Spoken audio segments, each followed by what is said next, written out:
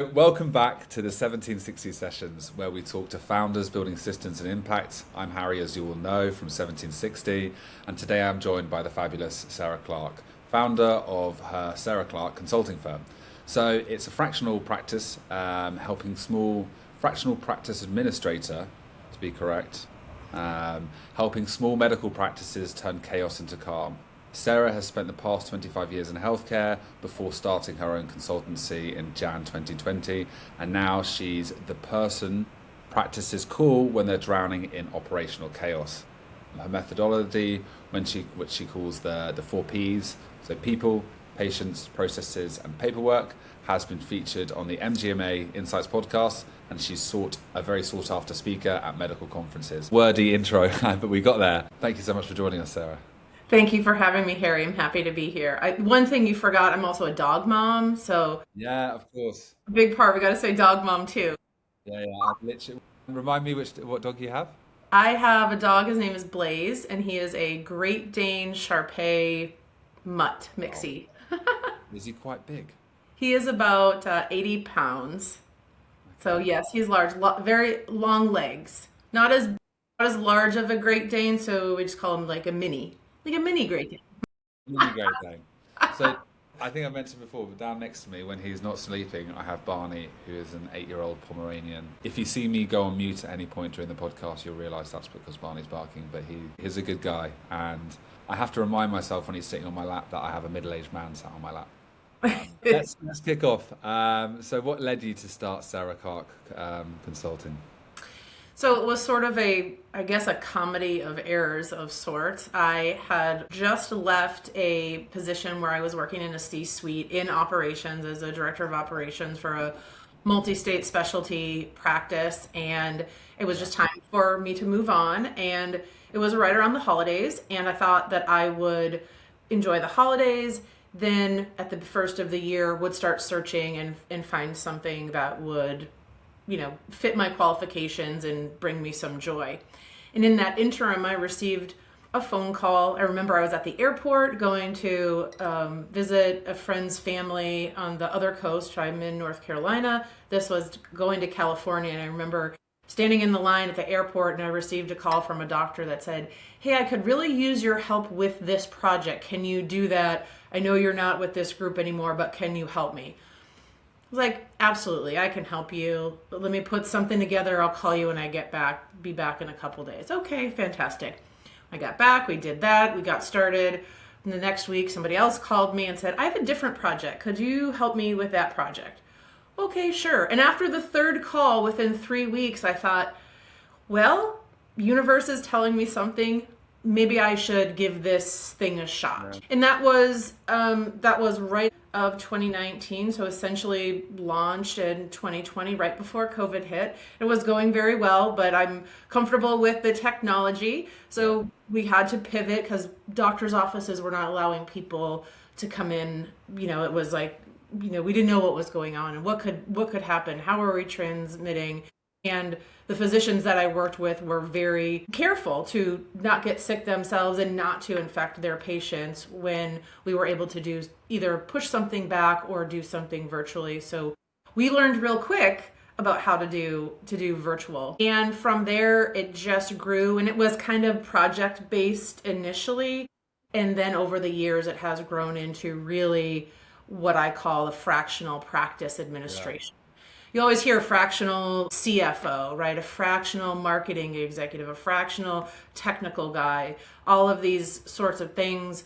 And there wasn't really anything in the space for medical offices, and specifically private, smaller practices, say maybe even 10 physicians or practitioners or less.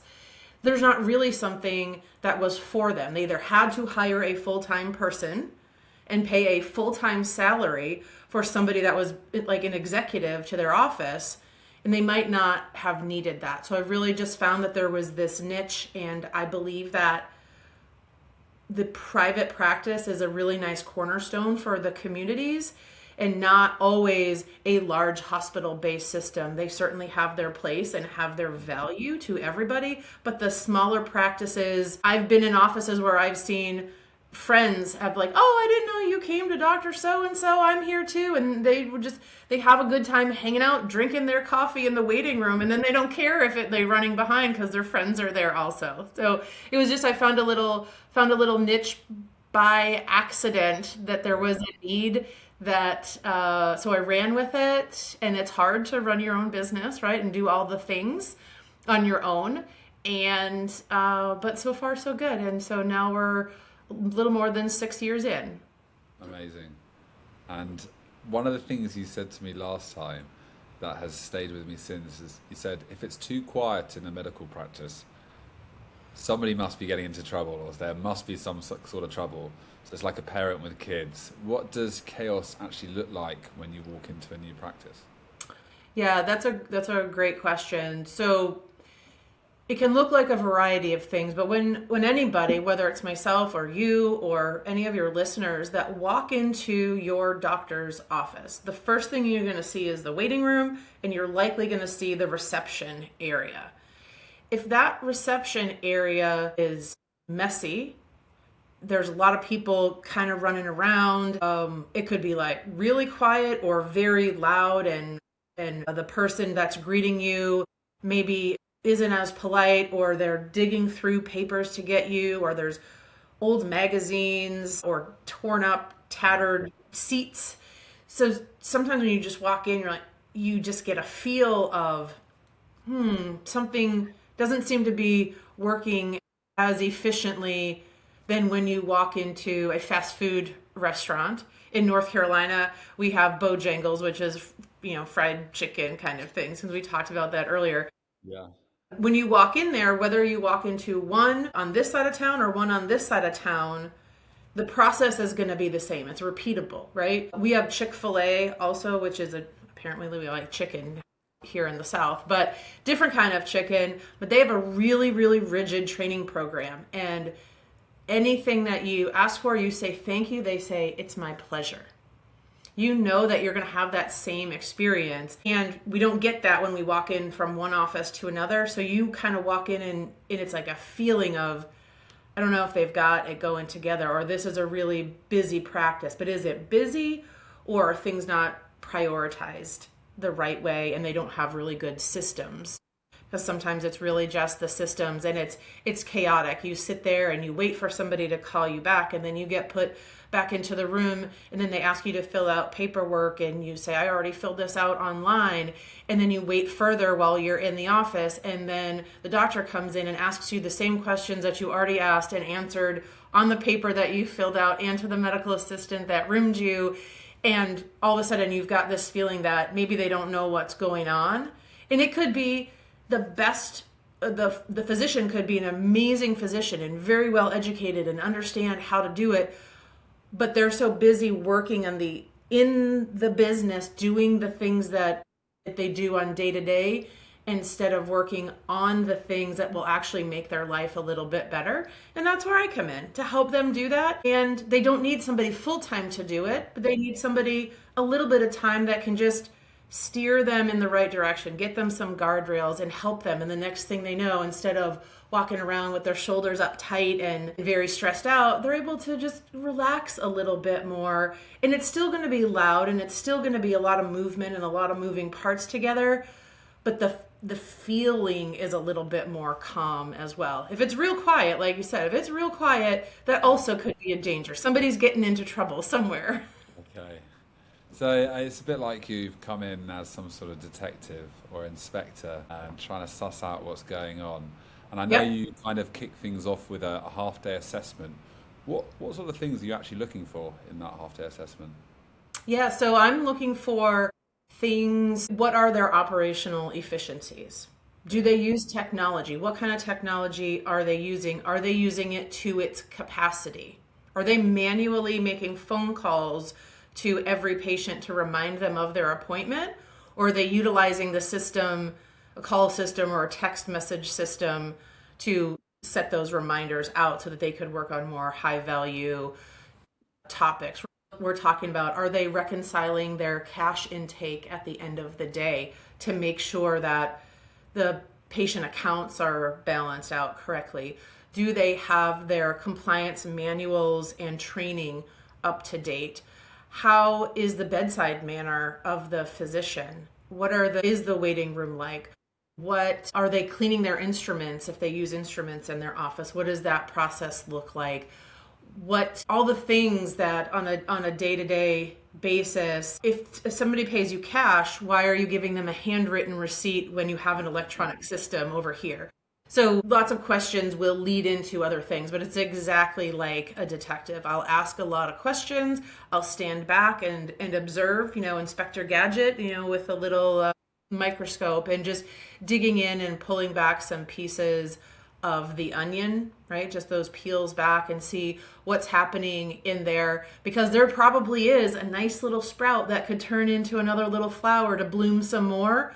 But let's see what we can get out of the way that maybe is frivolous. Or what I find a lot is, hey, tell me about this process. Why do you do it this way?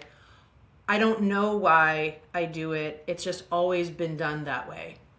Okay. And it's like, if we just get stuck in this, we've always did it this way. Well, tell me, does it work for you? Yeah, it works great. Okay. No, it does not work, because then I'm repeating this process, or I'm doing duplicate work, and just really investigating, like, where's their pain point? Sometimes what I see as a pain point may not actually be their pain point, and that's okay, because if their pain point is causing them the problem, that's what's important, right? It's what's important. And it may be the component of something that I see falls into where their pain point lies, but I'm able to provide just that like outsider view when they're so deep in it, and they're just trying to get the tasks done, and they don't have time to determine what that best way to do something is, or like, we're getting by right now, let's just do it. Okay, and you mentioned potentially finding other problems. What are people? Are people receptive to this? Are they open to be like, okay, you found this, but this isn't the root cause, but we're open to fixing this? Or do sometimes those ideas maybe get pushed away? Certainly, right? It's all in presentation as well. I try to keep it as simple for them as possible. Here's red, here's yellow, here's green. Here's what you're doing really well. Here's what a minor tweak, I don't really even like to say inefficiency. I say it to myself, but really it's an opportunity for improvement, right? Or I met a colleague at a business breakfast last week, and he said he does something in financials or real estate, I think. And he said he helps his clients find the non-obvious. And I thought that was like a really good phrase, non-obvious. I said opportunities for improvement, and he said we do non-obvious. And I thought, because it's not always obvious, but especially if you're just doing it all the time, we don't want to tell somebody like, well, it's obvious this is your problem. That's just rude, right? We try to do things being kind and bringing... You're less bad for not spotting it. Yeah, right? Like, this is your baby. You're doing the best. Change is hard. So it's really in the presentation of, this is what you're doing really well, because there's always something that you're doing really well. There's always going to be something that has room for improvement. And then there's always going to be something that's red. Even in like the most perfect practices, there's going to be something that's red. And the example I have is, I have a client who's doing a lot of stuff really, really well. When I was visiting them, they did not have a manual for OSHA, which is Occupational Safety Health Administration for the US. Basically, so you have certain standards to make sure that you're providing a safe work environment, right? You have to have this manual, and you're supposed to do education for your team once a year.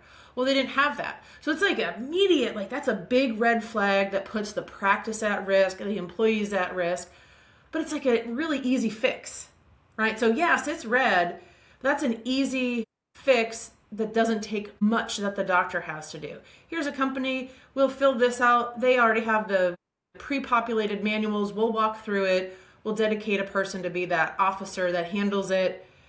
It doesn't interfere your daily flow. And sometimes there's a lot of yellows, which is again normal. It doesn't make them bad, but you can't do all of the things at one time. You can only eat an elephant one bite at a time. So you want to start with something, even if it's just really easy, like that OSHA thing, but all of a sudden there's a big improvement, and they're more encouraged to do the next thing, right? So sometimes I start off with the easy thing. You don't lose weight 100 pounds on your first month, I right? love the elephant analogy You there. know, like, how do you eat an elephant? Can't boil the ocean. Yes. Yeah, I exactly. get it. So it's like step by step, and it's like a step change, and then it's obviously probably good for your business in a way having to do it step by step because it means you build a relationship with the client and you're there for a longer period of time. So in this whole process, in your whole process, when did the four P's framework emerge? So to remind people, patients, processes, paperwork, was it pattern recognition from so many different practices you were speaking with, or was it just maybe a single client disaster that led you to yeah, It was sort of when I got down to thinking like what are going to be my values, what are going to be my mission, what is going to yeah, be my objectives as my business, and those were sort of the foundational things. What's happening in a medical practice, right? Whether it's big or small. What are you in business for? Patients, right? If you don't have patients, you won't have a business. What also works in your practice? People. That's the providers, that's the mid-level providers, that's the people at the front desk, that's the laboratory people, that's everybody. If you don't have any patients, you don't have a practice, but if you don't have any people, you can't get any patients either, right? So those things are tied together. Now you've got these two things. How do they work together? Well, you've got to have some paperwork. And in my usage of paperwork, because it had a P and computer and technology did not have a P, uh, but I use it is in referring to digital paperwork as well. So that's their electronic health record system, that's their fax, that's their things that they have to do in the office, which even though there's initiatives for people over paperwork, if you ask a doctor, they're like, haha, that's funny, because that's not what happens. What are they doing, and then how are they doing it? So then the processes come in. So it's really just circular in that it just they all attach to each other. So if we have good processes that are repeatable, because those things in their office, they are doing essentially the same thing every day. The patient makes an appointment. Here's how you enter the appointment information. The patient checks in. Here's how you check them in. Here's how you collect money. Here's how you put a patient in the room. Here's how you clean the room. Here's how the doctor has to do his clinical encounter note. Here's all these little things that they do on a regular basis. But if it's scattered and nobody really knows, you've got three different people sitting for the same role, and one person does it one way and somebody else does it another way, and the team lead is out one day and the manager tells them to do something different, it creates a lot of confusion and a lot of chaos. So if we can take that chaos by working with the process, fixing that, you're going to have a better experience for your employees. They're going to take a little bit more ownership in their roles, which could include that paperwork. They're going to provide a better experience for the patient. If the patient has a better experience when they come into your office, they're going to tell somebody else about it, right? And now you've got a business and you've got things that are really flowing and working together. And we have to understand that we're not looking for perfection, but we're trying to get to excellence, right? We're not going to perfect, but we want to make a little bit improvement every day, like Kaizen. I get it. Keeps the wheel ticking over and it keeps it being consistent and it's all the way through operations to new clients coming on board for the practice. So if you could advise, here's a question for you. If you could advise your past self at the start of launching this in Jan 2020, what would you change about the systems, marketings or offers? Good. That's a really good question and good reflection. So I think I probably would have started sooner in defining what a fractional practice administrator is. Okay. It was when I finally wrote a blog post about it a year or two ago on LinkedIn, all of a sudden I got this like much more awareness to what it was. I work with people in fractional spaces. I go to business breakfasts. I go to exit planning strategy meetings, and I do a bunch of these types of things. So to me, the term fractional, I've been using it for 6 or 7 years. And so it was familiar to me, but what I learned that people don't know that. So taking a step back a little bit and providing some more education up front, and probably working earlier to define what that would look like for a client instead of saying, why don't you just tell me what you want me to do? And people who are in your position also, do they call it a fractional administrator as well, or is there another name that's been used? So I only know a couple people that do that. It doesn't mean there's not out there. There are some large organizations that will provide like management services organization for small or any size medical practices. But that's not like, and they'll do billing and they'll do marketing and they'll do all of the things for them. So I don't think so. I think it's a little bit of a mindset change also to like, you don't have to have this person full time. It's always been a full time position. So they either had somebody and that person also had to do a multitude of other things. It might be the practice administrator in a small practice who also runs the front desk and fills in as a medical assistant, right? So they're not truly working on that business to drive growth and improve quality metrics or things like that. So I don't know. I know two other individuals that do that, and then there's a multitude of large companies, but they want big clients on big retainers.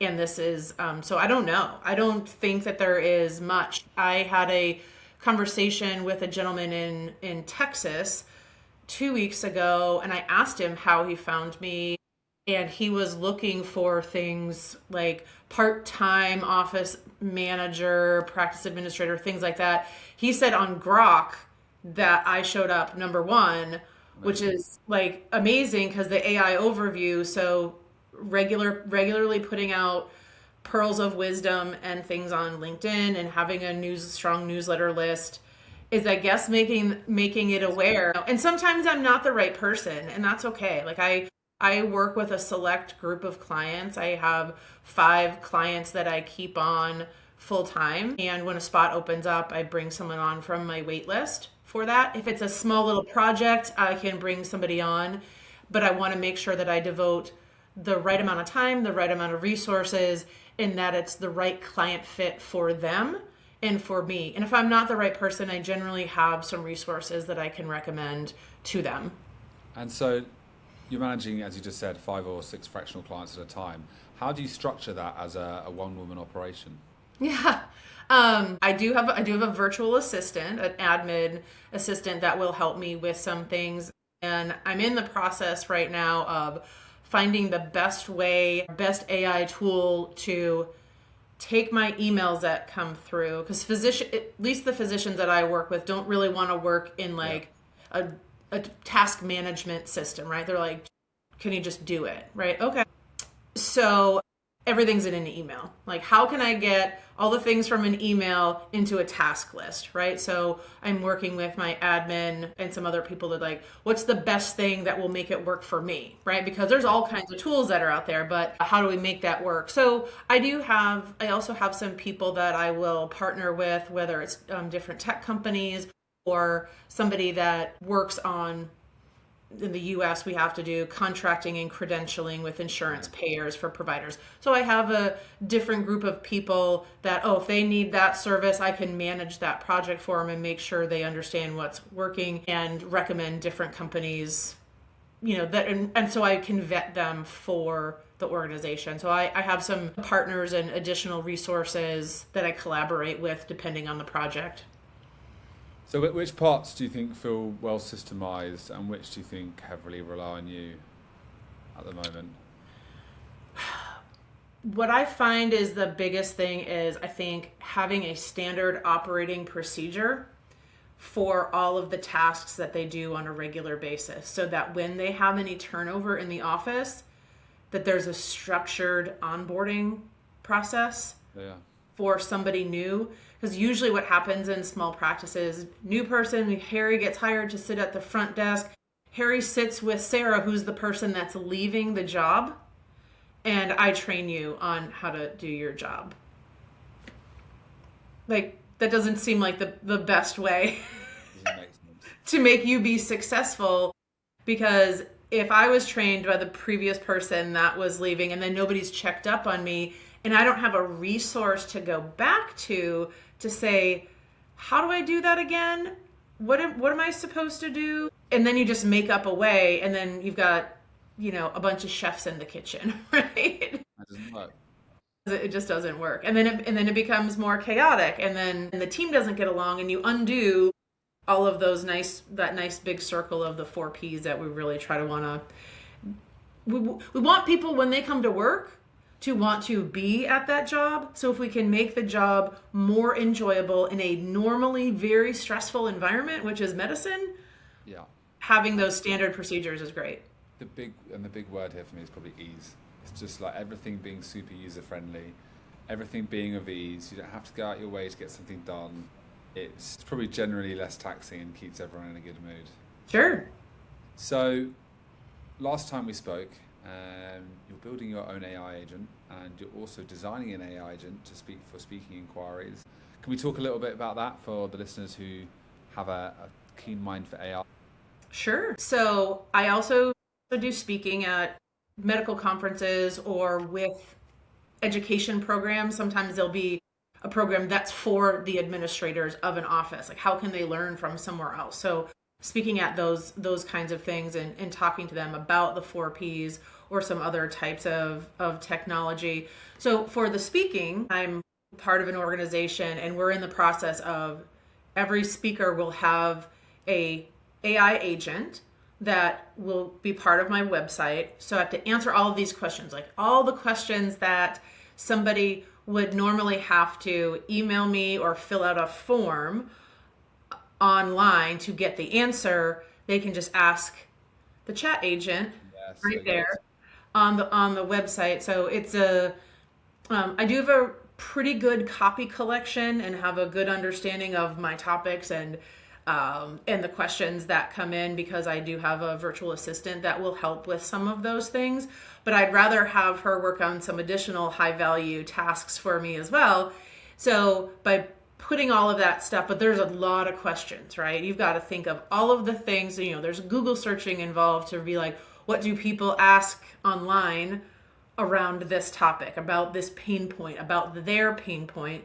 Because it's not about me, right? It's about the audience that I'm coming to and what is their pain point. And if that's in my wheelhouse, making sure that they can get the answers ahead of time so that they can make their decision. Is their decision to work with me as a speaker or not to work with me as a speaker? And that's okay, but I want to be able to give them the knowledge to understand it if it warrants a further discussion with them.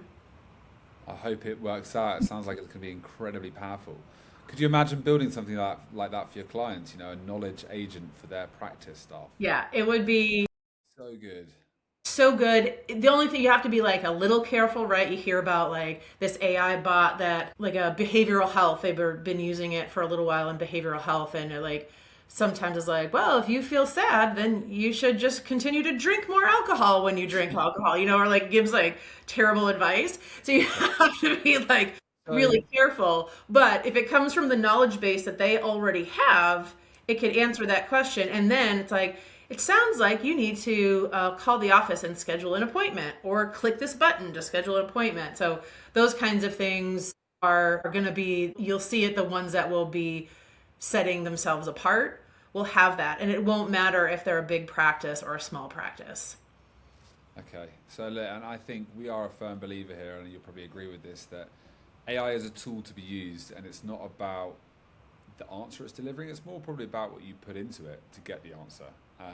And you're always going to be trying to refine that, whether it's knowledge on your own business or knowledge of what's in your head, for example, to build these agents and custom LLMs. So when we look at this is how I want to kind of finish. I was going to dive maybe into Copenhagen, and look at also the scale of the organization. So let's look at where you've been. So you just went to Copenhagen and to Amsterdam as a delegate with your Medical Management Association, I believe. That's Happiness correct. Museum, Right to Die Society, Healthcare Denmark. What was the biggest eye-opener?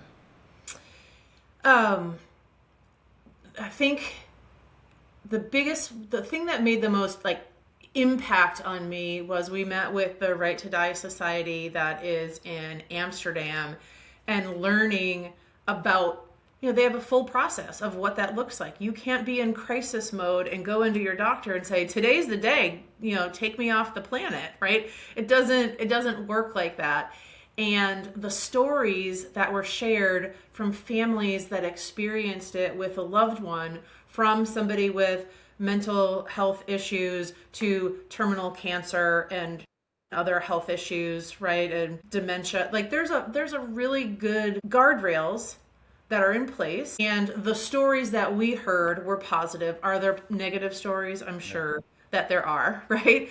But we in the United States, that could never be a discussion at a state level or a national level, to bring that in. But to see it helps gain an understanding of why the people are happier and healthier, because they have the burden of what happens if I get sick and I can't do this anymore and I'm in excruciating pain and I'm living in hospital on a bed with a morphine pump, right? Yeah. They don't have to worry about that. They have the opportunity to take that burden off of themselves so they can truly enjoy living, right? So that was really an eye-opening thing. And then having a minimum living wage that's paid out in both of those countries, that if you got that terminal disease and you had to go for healthcare and treatment for it and you could no longer work, you're not worried about losing your house and losing your health insurance and losing all of these other things so that you then can't get better. So there's a couple of things that just immediately are taken off of you because it's a true community, which is really nice to feel warmth in countries that maybe aren't super warm. You could just feel that there was a true care for the other people of society, whether you knew them or not. It was really a true community that now there's all kinds of other political topics and the size of country and all these other things that come into play. But it's probably nice to hear that there is a sort of community. But there's a few things that I have lots of opinions on this topic. I'm personally a believer in euthanasia for the reasons you just said. If you're so ill that you can't operate and you're just in pain every day, I personally believe you should have the right. But Nordic countries, they're constantly testing things. They tested, I can't remember if it was Norway or Denmark. They tested a 4-day working week, for example. Tested finishing earlier. There's lots of different things that they're trying to do to try and make the living experience for someone much better. And I hadn't actually heard about the minimum wage thing, so I think that's fantastic. Yeah, in the country of Denmark, which for size reference is half the size of the state of North Carolina, right? Okay, population-wise, 95% of their population has access to high-speed internet. 95%? That's what they told us at Healthcare Denmark, that they have the access. So whether they're in the country, they might, and not have a big city nearby, they have resource centers. They have people that are available to teach them how to get into the healthcare system, or they have access to the world by having access to the internet. And I haven't looked it up, but I couldn't tell you what it would be in North Carolina, but I feel it's not close to that. And I'm sure overall in the United States, because during COVID, we found that as an issue for online schools, people didn't have access to internet. Not even just internet, like high speed. I'd always think the US would have this nailed down, essentially. Me too. I did think that also. Yeah, it's interesting actually. When I was in Thailand over Christmas, and you'd be on some of the most remote islands, but Asia, the internet access over there is fantastic. Yeah. Like 4G wherever you walk, pretty much. Yep. Yeah, I didn't have a problem connecting anywhere that we were. I got to get an international plan, which was fine when I was over there, but didn't have any issue with that. But it was just this you talked about the work week, right? So they're happier because they are experimenting on these things about how can we really expand the healthiness of the human being, right? And its relationships and its we're not living just so we can go to work, right? We work so that we can live. Now, in full transparency, they are the highest users of antidepressants, and they say that proudly. But so they have mental health care, that they're aware of it, and they're aware of, for a long time of the year it's kind of rainy and dark and we don't have a lot of sunlight, and that affects you. And there's sunlight therapy available in multiple places. But on this dark, dismal, rainy, kind of gross day, we went to the Happiness Museum and we all felt happy, even though it was kind of gross outside. What was there? There was a couple of people in there, but then we had a private tour, and it's not that big, but people put sticky notes of like what makes them happy. And it was just this hallway filled of like, 7 sticky notes thick, right? All the different colors, all the different sizes, handwriting, languages of little things that they're actually like happy for. And just to see that, you're like, But I think I think by having the happiness museum there, it sounds like there is a consciousness of people being unhappy, and it's called the Nordic Council Welfare Committee, and they are very, very aware that there's a high suicide rate as well. That comes with antidepressants. So I think there's a target to reduce that by 25%. It was in 2025 compared to previous trends. So they're aware of the problem. But I'm interested to see when the results come out in 2026, because I would love a 4-day working week. right. Yeah.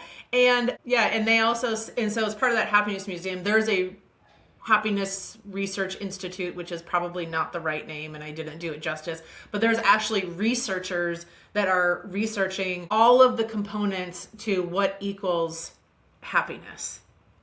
And the World Happiness Report uses a Cantril ladder. I'm not sure if you're familiar with what that is. So it's just a ladder, right? Imagine a ladder. Level 1, level 10.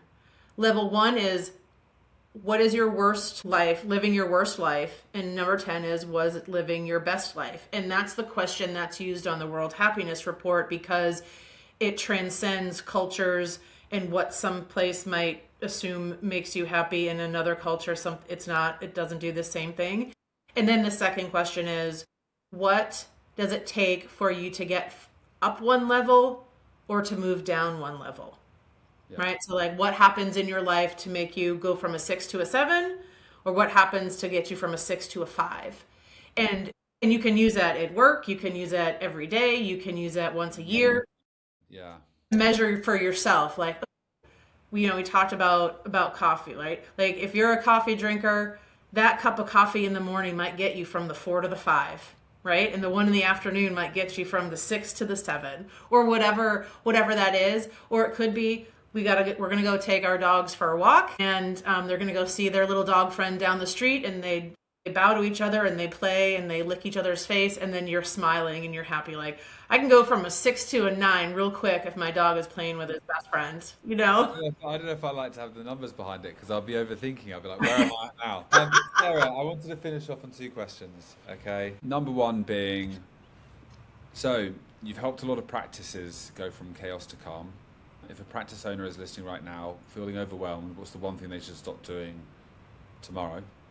And then my other question is, what makes you happy?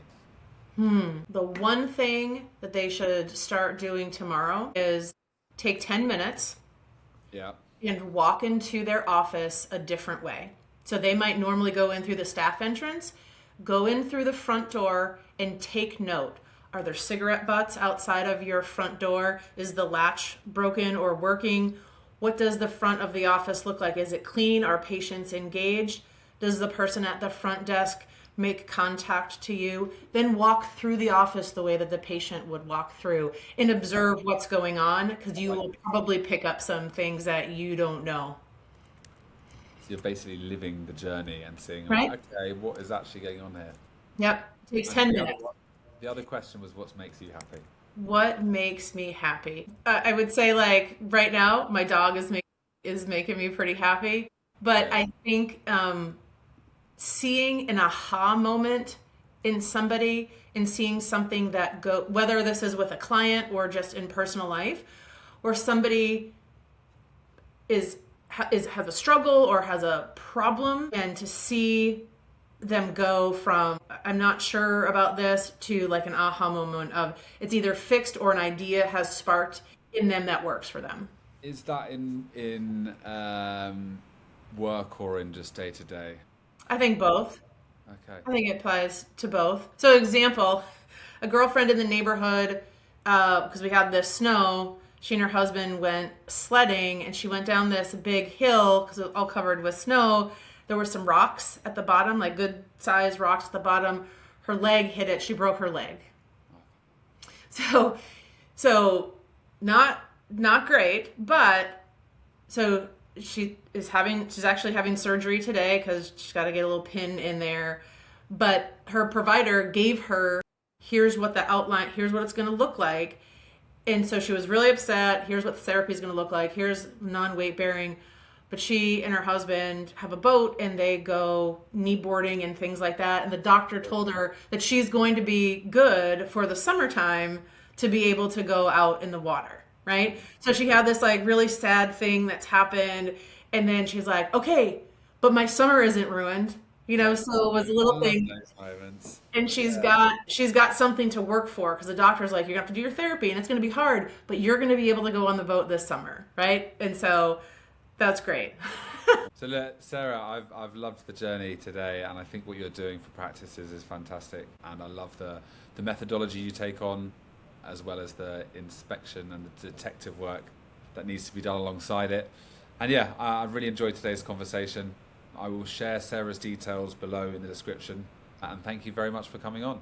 Thanks, Harry. It's been a pleasure. Thank you very much.